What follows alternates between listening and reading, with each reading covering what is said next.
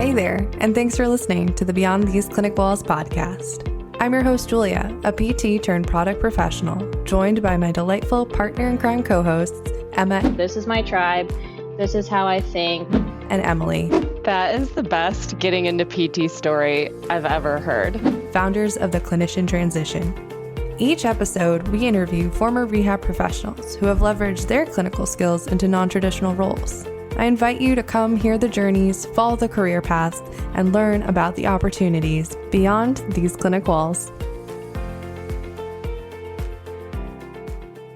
On today's episode of Beyond These Clinic Walls, we interview the digitally savvy clinical career transitioner, Lauren Sheehan. Lauren is a Doctor of Occupational Therapy who spent the last 5 years plus in the medical device and digital health industries. Currently, she is the Director of Clinical Services for Kandu Health. Her other active roles include serving as the co-chair of the Technology Networking Group of the American Congress of Rehab Medicine and as a member of the advisory board for a developing OTD program at Keck Graduate Institute. Lauren is also the co-founder of the Rehab Tech Summit, an online conference and community that aims to bring together industry professionals, including rehab clinicians, researchers, and entrepreneurs to share information ideas in the rehab tech space. If that wasn't enough, Lauren is also the original co-founder of the group we now know as the Clinician Transition. On today's talk, Lauren shares with us her transition out of the clinic and into the tech industry. She talks about her support system, the importance of community, and leads a valuable show and tell on the do's and don'ts of informational interviewing and outreach. So get ready to take notes because this is a gem of an episode. Happy listening. We are so excited to be welcoming our dear friend and mentor, Lauren Sheehan, to our show tonight. How Emily and I know her is from years ago when we were doing non-clinical meetups in the Bay Area and Denver, and that transformed into what is now known as the Clinician Transition. So we're so happy to be here with you. This is feeling very full circle. And again, thank you so much for being here, and thank you, Jules, for trusting us to host tonight. Yes, thank you. Thank you, guys. I was really excited. Sad to miss Jules. So excited. It feels like coming home and like a call that we would have had, I don't even know how many years ago when we were brainstorming about these meetups and the need for more space to allow people to get together and share tips and tricks and real-time FaceTime. So definitely a full circle moment. And I just want to say, Emma and Emily, how proud I am of what the TCT has become and just continuing to see, and whatever nuggets of wisdom I can share, I'm always happy to do so. So glad to be here. Thank you. I mean, so I'm like getting teary-eyed. Very sweet. All right. So the first question we typically start with guests, we don't have to get into, a ton of detail if you don't want to, but just a general high overview of your career journey. And if you want to learn even more, check out Lauren's spotlight on her LinkedIn, or is there two? Yeah, there have been a couple of things that I've written, specifically transitioning to a startup, and then also just more about my career journey, which is a little outdated. So I'll give some updates. It's been a minute since I sort of made the leap and the transition, and it's been so much fun because sometimes I feel like I was one of, and this was probably just my own lack of understanding and limited spaces for people to connect that were doing this type of work. I think things have changed so drastically over the last number of years since I've been in a non-clinical role, but it was about 6 years ago now. I was a practicing clinician in an outpatient neuro clinic and had done some administration and management and dabbled in some program management and other things. And I just felt like there had to be more opportunities, more places to share my voice. And I was doing some private practice at the time and got connected with a company who had a product focused on upper extremity rehab and stroke. And that came from an introduction from my patient and his enthusiasm for technology. And I just fell in love with the process of giving feedback and working with the team and really trying to improve the patient experience and improve the product and the clinician experience. And so I sort of courted the company for a while and said, you're in the US, you're selling products, you really need to have a clinician on your team. Co-created my job description and ended up somehow convincing them, joke was on them, I'm just kidding, to hire me, and became their first clinical person and then their clinical lead for a little while. And the rest is history. I was in device for a couple of years in medical device development. Second company I was with was a brain computer interface device company. And then most recently, I just celebrated my official year anniversary at Kandu Health. So now on the services side, we consider ourselves healthcare services run through a digital experience as director of clinical services. What a flippin' wild ride it's been. Really excited about this conversation and hopefully supporting other people to make the leap. Thank you for that. That's an amazing kind of background on what you've done, and something that at least stuck out to me is when you said courted the company. I had that I saw you laugh. thought. And that's something we get asked about a lot in the clinician transition, is how it's almost like dating in a sense, where you want someone to know you're interested, but you don't want to come on too strong or say something that's off-putting. Would you say your experience back then may have been different because there weren't 3,000 or however many people there are in this group now, or anything you might have done that wasn't off-putting? This is kind of funny to admit, but I created a project for myself. I really felt like it was important to bring value to the company and show them what I could do for them, what my perspective was. So apart from there wasn't a role to apply to, right? So I wasn't throwing my resume in the ring or putting together a cover letter. The courting experience was a little bit different. So I told them that I was going to write a blog post for a friend's website, this was totally true. I used it as an opportunity. It was an article that I wanted to interview the CEO and get some more information about the company so that I could share information about the products and the availability of this technology with the rest of the OT community. And so that was kind of my in to be able to, one, bring value to them as a company, bring exposure to OTs to understand more about the product, and then be able to understand more about what they were looking for and, do this project that brought them value without me having to bang down their door. So it worked out. During the courting process, how did you sort of propose yourself to them? And did they have a good initial reaction, or was there any rejection in the process? There were a couple people on the team. It was a really small team at the time. But there were a couple of people from a business development standpoint and folks that had some experience in healthcare and in medical device.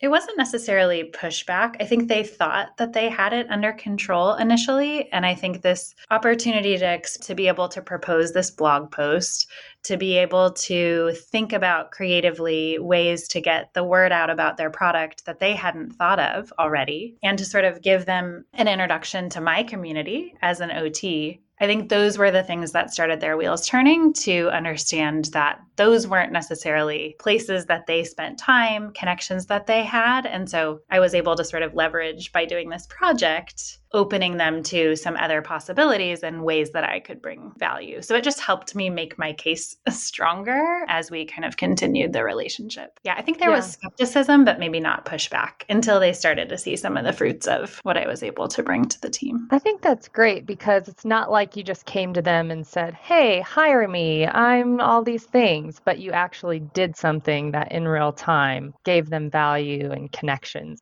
Yeah, and I don't know that I was particularly strategic. I wasn't sitting up at night trying to figure out how to make this play. I had developed a passion for the product. I wanted more OTs to know about it. I wanted to leverage my connections. I'm just a connector by nature. I really wanted to leverage my connections to get the word out. And in the meantime, that ended up proving all of the points that I wanted to make to them, which is clinicians have a different relationship with clinicians. I have connections in this space that as a non-clinician you don't have. And I can speak about the product, the service, the thing that you want to bring into the world in a way that you don't necessarily have the language to do being a non-clinician. So, it was a long game. That's what I see being missteps sometimes for people that are like looking for quick wins. They want to come in, drop their resume and feel like, well, shoot, I'm a great candidate. Why did you not choose me? And it's so much in this space of non-clinical careers, and I would say specifically true in technology. It really is a relationship business. I mean, sales the same way. Like it's all so based on relationships. Yeah, I discovered that in the process, but maybe came in with a little bit of a different angle because I didn't have an application to fill out. There wasn't a job that existed. Well, this is great. This is reinforcing something that comes up a lot. Who is the best resume coach? Resume coaches are great. Love you all. But to be spending 10 hours on a single resume versus 3 hours on a blog post, that's essentially your resume. That's your cover letter. It's just in a different format that's going to have you stand out so much more than a stack of resumes. The I to U ratio on that is so much lower than the I to U ratio on a project of what's in it for me or what's in it for you. Absolutely. We have a clinician transition Notion page that has an example from a software support analyst at Prompt Therapy Solutions, where Emily and I work. And during his application process, he sent us a project he was working on. And it had nothing to do with anything we do at all, really. But it was more about how he thought. It was very intentional. I chose this software because of this. And I'm doing this project because of this. So even though it wasn't exactly what we do, it was applicable and it showed the thought process behind it, and that was so valuable and probably similar to what you're explaining. So we knew what was in it for us. We knew he was going to work his butt off and figure out whatever softwares we need him to figure out. That's awesome. So thank you, and thank you for letting us post that on the Notion. A resume only goes a fraction of the way into how I want to know about you as a human being, and a resume is a dime a dozen. I know I've seen a little bit of a debate in the world of non-clinical careers lately about cover letters. Cover letters at least give me a glimpse into sort of the project pieces, right? Why do you care about this? What is in it for me? What connections can you leverage to bring, success to our business? What have we not thought about that you would bring to this role? You can't say that in a resume. So I think a project, a cover letter. I've seen in the world of tech recently, people doing sort of intro videos. I think just be creative. You don't have to stay in this box of a resume. And to your point, Emma, you don't have to spend hundreds of dollars on beefing up your resume. Just use some other creative ways to make sure that I know who you are, why this role is important to you, and why you'd be a good fit. Emily and I have been doing some hiring too, and I know you have also, Lauren, but we've just started to dabble into this. So I'm now on the other side of what am I going to look at? What am I not going to look at? And the things that I look at are when someone's already done some sort of personal touch that's not a resume or a cover letter. And I'll say, oh, this is interesting. Let me go fish their thing out. And then I'll read whatever it is they sent in. You got to have one as a formality, but the only way, well, not the only way, but a way to really increase your chances is to do some sort of touch beyond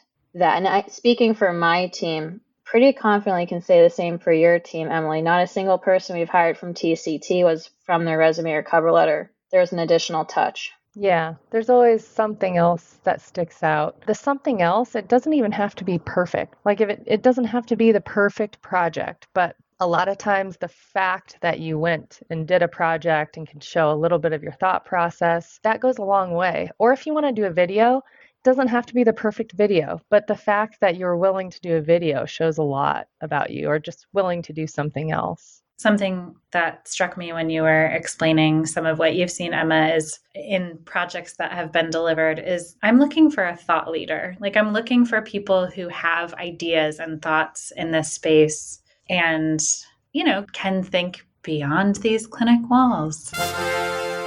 Get creative, because being a part of a startup, as you guys know, being in tech specifically with my career trajectory, that all requires taking a risk, putting something together that may be outside of the norm, might be a little scary, might not be perfect, like you said, Emily. Taking a risk and putting yourself out there, being able to kind of condense your ideas and sell yourself. It is a sales pitch. I really like what you said about taking a risk. That's making me think back to a conversation we had in, must have been 2019. We all know what happened then. And I was freaking out about taking a risk. And Lauren said, it's not a risk. You have your degree. If it doesn't work out, you go back to doing traditional physical therapy. It's no big deal. And that's something that I think people should try to remember a little bit more, especially now. Back then, the job I was leaving, it was, oh, you got a job at this place. Wow, that's so hard. Now it's, do you have a license and a pulse? You can work anywhere you want. So now is the perfect time to take a quote unquote risk because you still have an awesome degree to fall back on if you need it. Absolutely. Absolutely. I also use it though to get kind of a pulse on the startup world is not for everyone.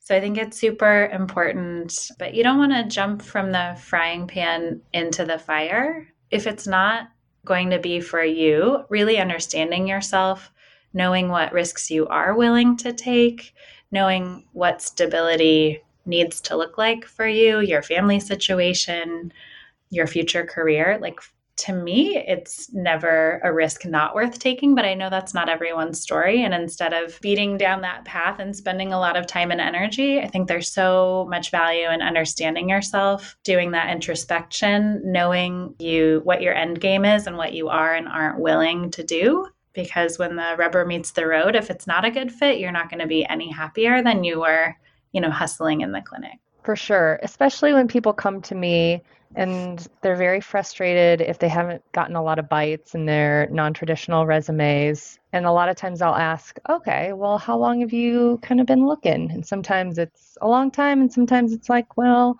a month, 2 months. And my experience was a lot different. So it took me like 5 years to transition to find the right opportunity for me personally, but also because I'm supporting my family and my income is a lot for my family. So that was a huge consideration for me. So there were a few things that I passed up along the way just because of my family obligations and stuff like that. But I'm also kind of thankful that it did take me so long because by the time I found the right opportunity, I had done so much soul searching at that point. And so I could be very confident in making the leap. One of your questions, Emily, about balancing the career growth, being working parent and networking and how you all manage that, because that's another question we get a lot. Yes. That's one that I selfishly put in because I was like, I want to hear how Lauren is doing this because it's super hard. Yeah, I wish I had like the secret sauce. Definitely having a supportive partner. And honestly, some of the practical things like Emma and I, little known fact, fun fact, used to be in walking distance from each other and like was an awesome gift to be able to go meet at our local taco shack and like actually have time to spend. And we left the Bay Area to be closer to family when my son came because it just isn't sustainable for me to do what I do and to have the focus on my career without having more of a community and a village to support. Somehow I convinced my parents to move from Minnesota and they are moving to Southern California next week. So Yay!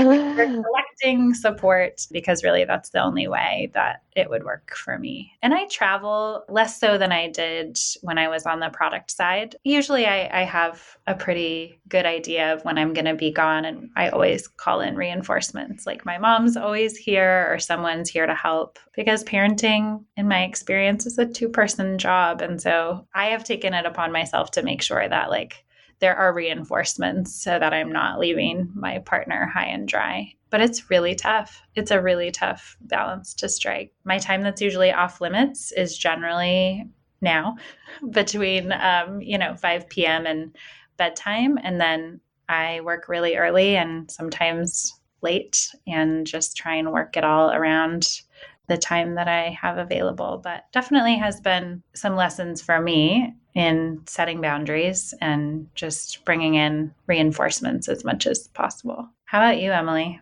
I don't know how you do it. Oh, well, say a lot of the same. I just have like an incredibly supportive spouse. Like, I definitely could not do that or do what I do if I didn't have a very, very supportive spouse. My husband is a teacher, so he is able to get home early from work. Not early, but around like 4, 4:30 most days. So that helps a ton. And his dad is in the area, so we can call him in for reinforcements, which is so helpful. And then the last, I would say 5 or 6 years, we've really been intentional about building community with our neighbors. And so that just helps for like socialization, because sometimes I feel like in motherhood, I'm just like trapped in my house. But if I have neighbors, we can just socialize like on the street. So that just makes that part of it easy. And then part of having kids is nice because it creates a natural boundary. I'm like I put my blinders on and I could just probably just work for hours and hours and like lose track of time. But because I have Landon, I naturally have to stop and like get him from school and take him home from school. But yeah, it's just, for me, it's all about having a good supportive structure. And I think there's so much benefit on the flip side. I do get to set my own schedule. I do get to call a lot of my own shots. Like I can take off time if I need to, and I don't really need to ask for permission. I can sort of sort out when I get work done. And all of that has been really valuable being a parent. Work from home, though, is lovely, but not for everyone as well. I think it's the piece of know thyself before you sort of jump into your search process, because it can be tough. It can be tough to draw those boundaries. And now I pretty much, I think initially I was like, there's so much freedom. I could do all these things working from home. I have a lot more boundaried, routine is a big deal to kind of keep me focused and make sure work feels like it's separate, even though it's only a separate room, not, a separate city. Yeah. So do you turn your notifications off, not check your email? Do you have a second phone? Good questions. I don't have any notifications on my phone for work-related things. No Slack, no email. Very intentional about that. And sometimes that's problematic, but my team knows if they need me immediately after hours, they can text me. There was a time when I had all those notifications and I wore an Apple Watch that even if my phone wasn't on me, I just was losing my mind and never able to get away from it. So very intentionally, no notifications on my phone. And that's not everyone, that's not possible for everyone. Well, I'm liking the way this is going because, Emily, my selfish question was, or something I really wanted to dig into, is I've transitioned, now what? We have a lot of content about getting there. And then once you get there, that's kind of a acknowledged gap that we could work on filling. Yeah. So curious, when you're talking about setting these boundaries and when you used to have the Apple Watch, how do you know when you've made it in the sense that you have, because I'm sure day one at your first job, you might not have felt comfortable doing that, where now you're kind of in a place where you're able to do that? I think it's just continued relationship building. It's just with a different audience now, people who have made the transition. I try and stay in touch with people that I've mentored or supported. I did some coaching training because I wanted to be more effective in actually supporting people that are making transitions. But I think it's a little bit of a black box as far as that's concerned. I did a lot of coaching myself, worked with coaches, did a couple of group coaching experiences, which have been really valuable in just getting what's in my head about some of those imposter, feelings and other things that I was struggling with in a setting where I could share that with other people.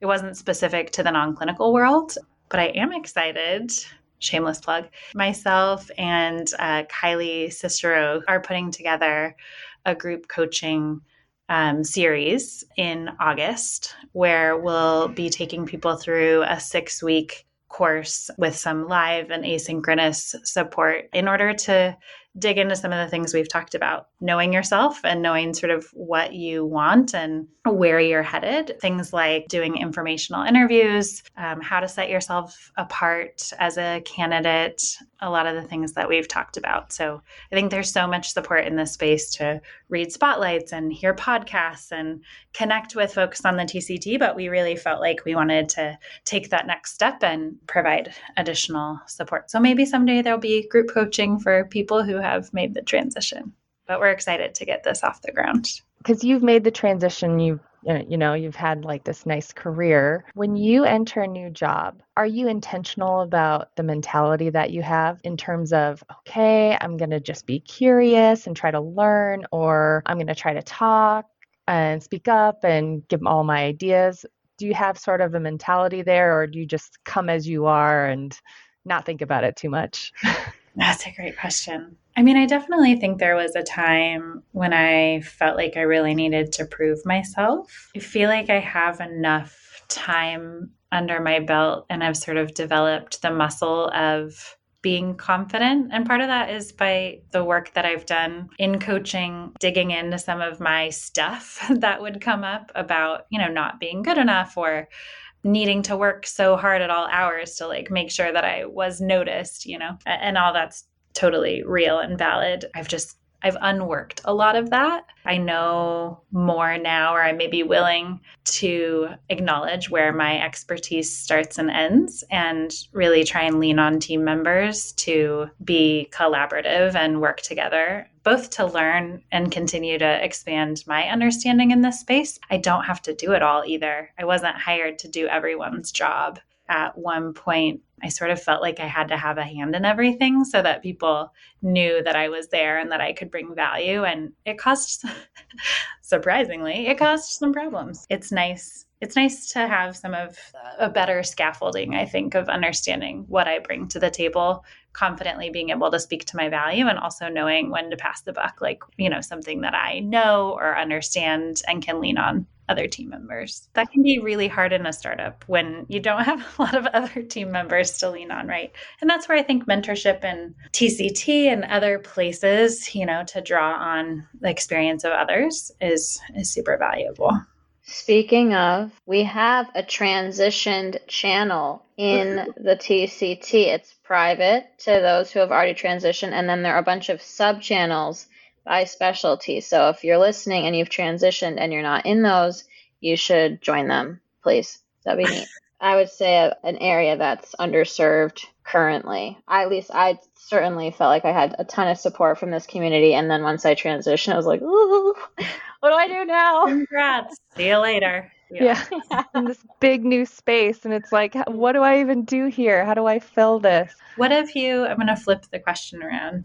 What have you seen that people need? Yeah, I can speak to this for sure. One really common area of opportunity, I noticed this in myself, and I've seen this in other people too, is it being really hard your first weeks and months after a career transition, not being the expert anymore. And so when you said that, that resonated a lot with me. Because after you practice for a few years, you have several thousand reps. Even though every patient's different and you have to start without assumptions, you kind of have mastered your language and your knowledge to a certain extent. And now you're in this new role and you're definitely, you have your clinical expertise, but you're not an expert in this thing. That can be hard to wrestle with at the start. I agree with that. Also, at least speaking from the startup remote environment, the boundary setting you're talking about, because I went to a webinar where it was Scott Leese, where he said, the people I'm trying to hire, I don't care what your expertise is. I don't care what your background is. I want the people who have, in his words,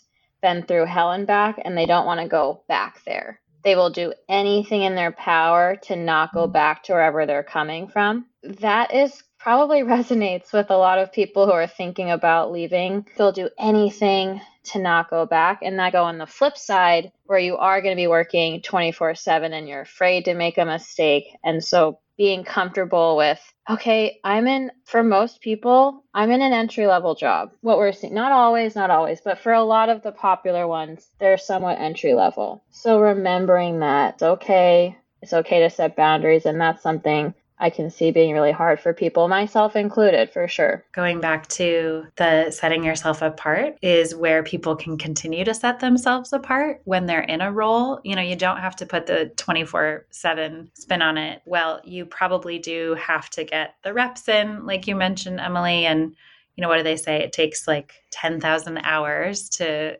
gather expertise in any particular area. The piece that can be helpful is leaning on going to find training in a subject that helps you bring more to the table and maybe bolsters your confidence. Some of that has to happen probably outside. We know how to do all that. We know how to search out education, literature, research that helps us with our clinical cases. Like, this isn't different necessarily. It's just in a different environment. I know, Emma, you did so much in the sales world and sales training and jumping into groups and participating in, conversations. And a lot of that, I think, is necessary to build those muscles so that you feel like you can show up in any scenario with confidence and being able to speak to your value. Coaching for me has been such an important place to just have a space to drop in and share with other people. Group coaching, I think, has been a really interesting way to have time for reflection, because otherwise we're moving so quickly that it can be difficult to take a pause and even know what's happening for yourself emotionally. Like, why am I not setting boundaries? Or why do I feel like I have to work 24/7? Yeah, that's definitely an action item that I'm taking away from this, or will share with other people who have already transitioned or even pre-transition of group coaching. Never even really crossed my mind before this. I don't know about you, Emily. No, I had a coach for a long time when I started this role that really helped. But the group coaching, for some reason I hadn't even thought of that, but I think that would be super valuable. You had one for this role you're in now? Yeah. Oh, right. Yeah. He is a physical therapist turned financial advisor, and he also does coaching. I thought you were talking about a customer success coach. Oh, no, I should have one of those. I should have like 10 coaches. But there was another thing that you brought up, Lauren, that struck a chord also with me, was the asking for help. And now that I've been kind of on both sides of it, of transitioning and now managing, now I can see how valuable it is. Like, me as a manager, I love when people ask for help. And then I was listening to a Brene Brown podcast, and her research was saying people trust you more the more you ask for help. Then they can know, oh, this person is not going to just like drown. And then I find out, after the fact. Yeah.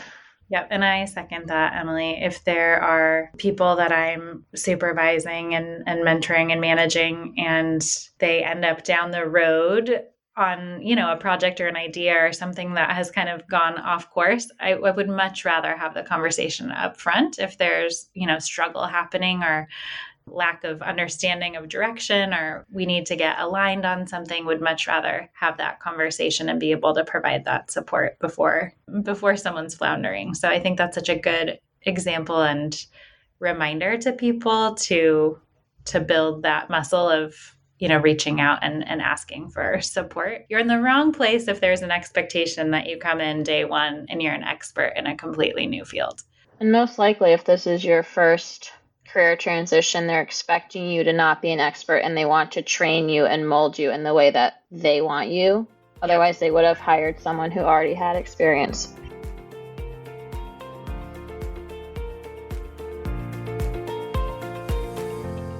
Well, we've been talking about boundaries a lot, and I want to be respectful of your time, Lauren. Is there anything you'd want to share, or kind of questions you get asked all the time that you'd want to chat about here? Otherwise, we can move to your show and tell, which I'm also super excited for.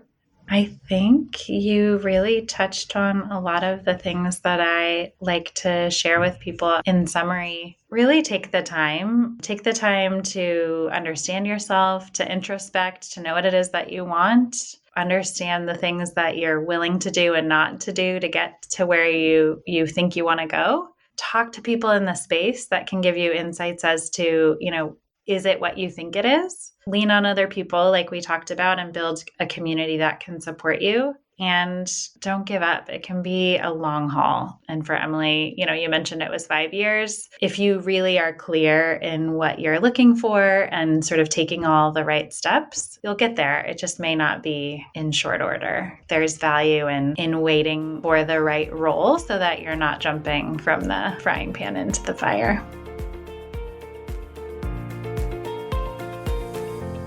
My show and tell is a guide for informational interviews. If you follow the TCT closely, this was a post that I made a while ago, and it was based on getting just a lot of crappy requests for conversations. It takes guts to reach out in the first place, so I don't want to downplay the courage that it takes to reach out, but they're just with a few small tweaks, you can make those outreach messages a lot more effective. Yes, and also the thread that you started in the TCT has been screenshotted and archived in Notion as well. So everyone make sure you're looking at the Notion because it's updated live as these awesome threads come in. But in case you haven't heard it, it's going to be better to hear it from Lauren. Yeah, so super easy breakdown. This is an 8-point guide for informational interviews. Here we go.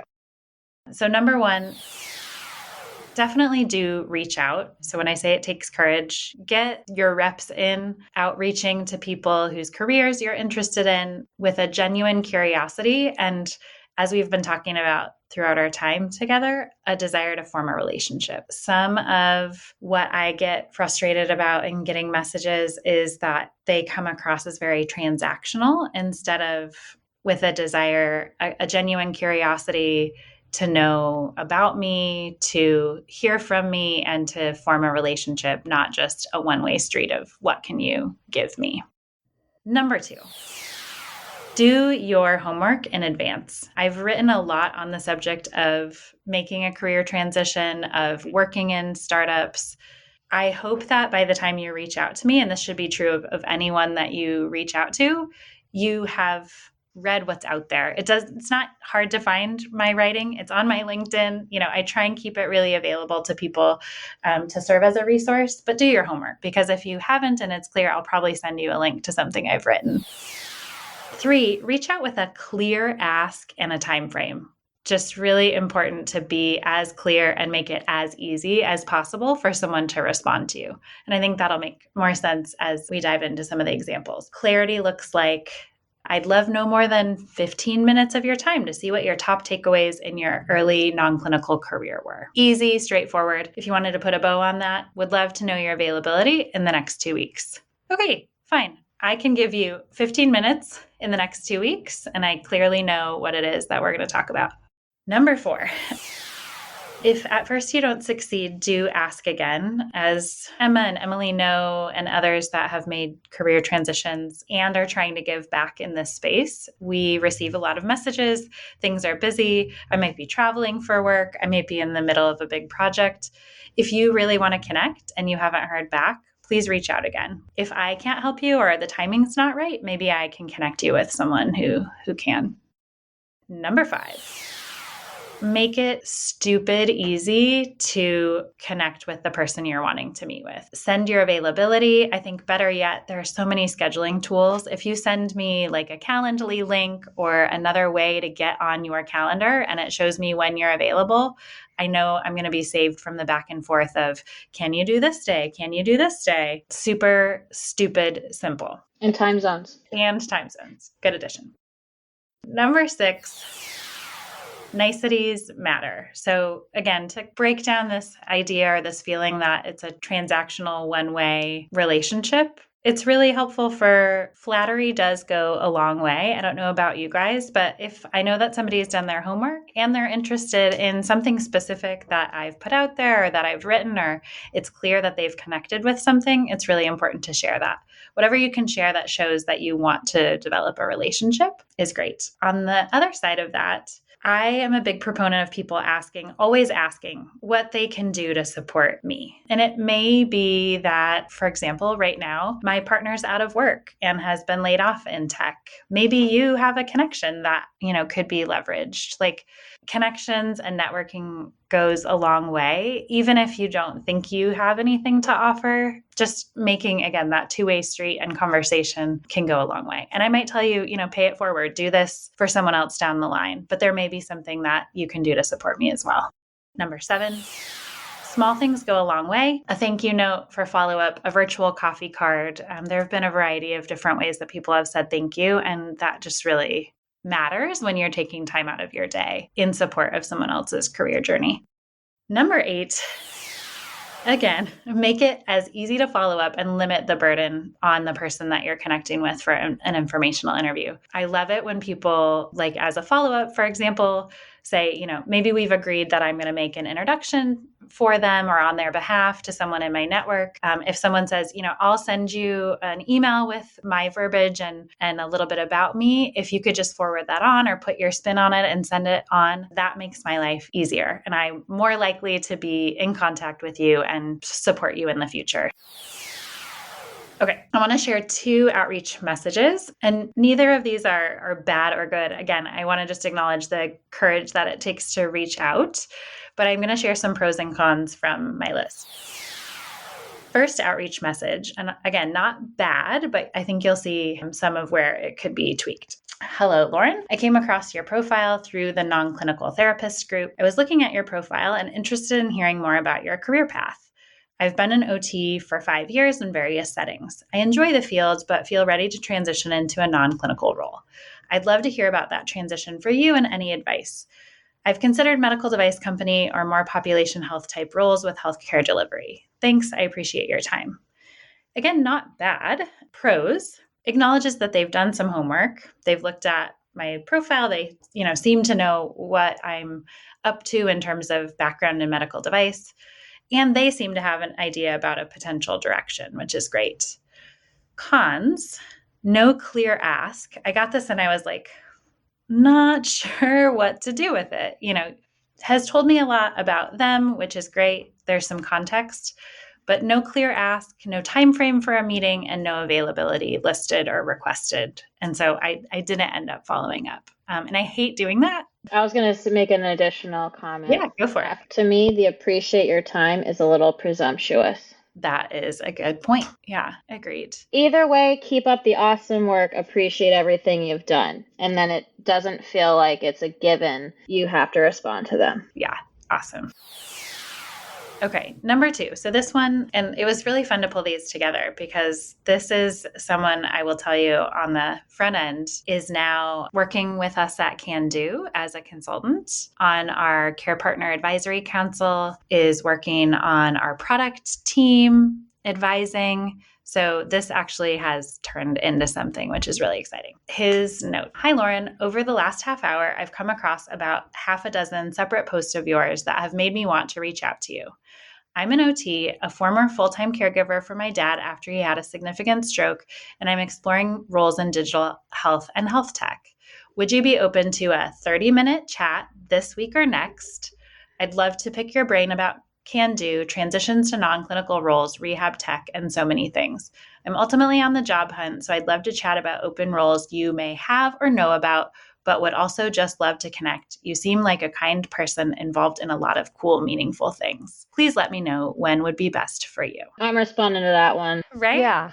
So, has clearly done extensive homework on the pros side, clear ask with time frame and availability, specific direction provided for our conversation. And actually, I ended up being really busy when I received this, and I responded to say, this month is crazy. I'm doing some travel. I have some things, some irons in the fire. I would love to meet with you, but reach out to me next month and we'll connect. And having staying power and this ask again mentality, he reached out the following month. We got connected. And again, he's working with us as a consultant and a contractor. Some food for thought as you're putting together your messaging.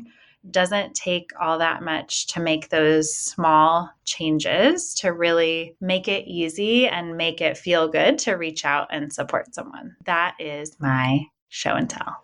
Thank you. Yay. That could have been the whole podcast because I know Emily and I have a lot of thoughts on that, but thank you for summarizing it, Lauren, and kind of breaking it down for us to be stupid simple so we know what to do moving forward. I love Thanks. how he put a little bit of his personality in that last one too.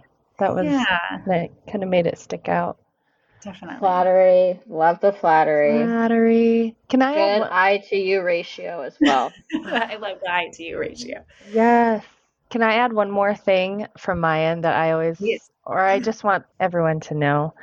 Kind of to your point, Lauren, there are times too I'm getting a lot of requests, and when I'm working, I'm like at my computer. I don't get to the LinkedIn, and I don't see it until I'm on my phone. But I also can't send my link from my phone, so I'll often say, "Message me again next week or in 2 weeks," and then I'll send you my link when I'm back at the computer.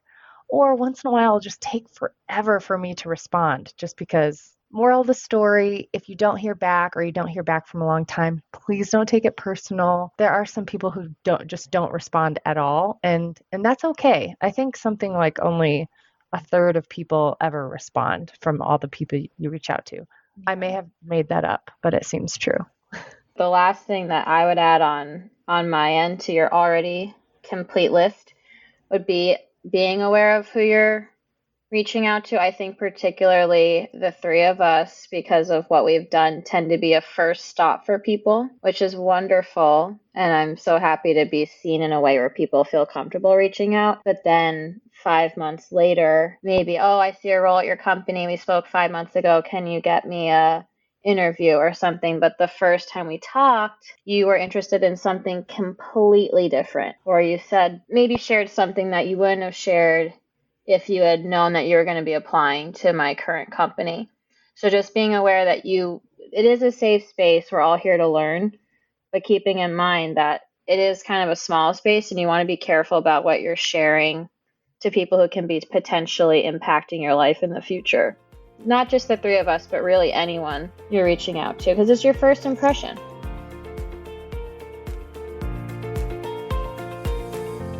If you are looking to build community and have a space to drop in and take some more actionable steps toward your career transition, would love for you to consider joining us, Kylie and myself, calling ourselves Collective Coaching. We, like I mentioned, are putting together this 6-week course in August, and just really excited to be able to support folks and create more space for some of these conversations.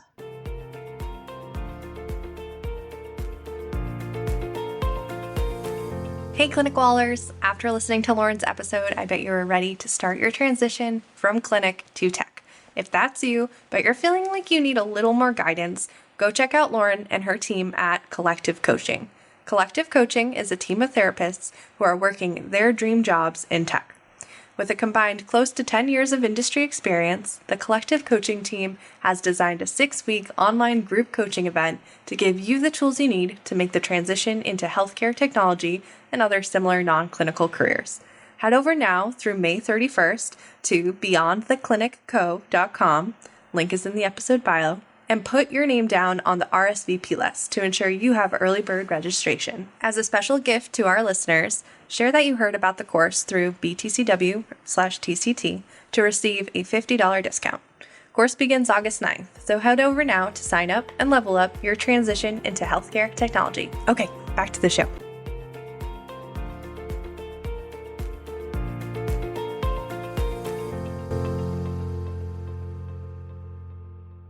I can sincerely advocate for anything that Lauren puts her name on and endorse it heavily. I would not be doing what I'm doing without Lauren, which then was a ripple effect to Emily, which was a ripple effect to this entire community.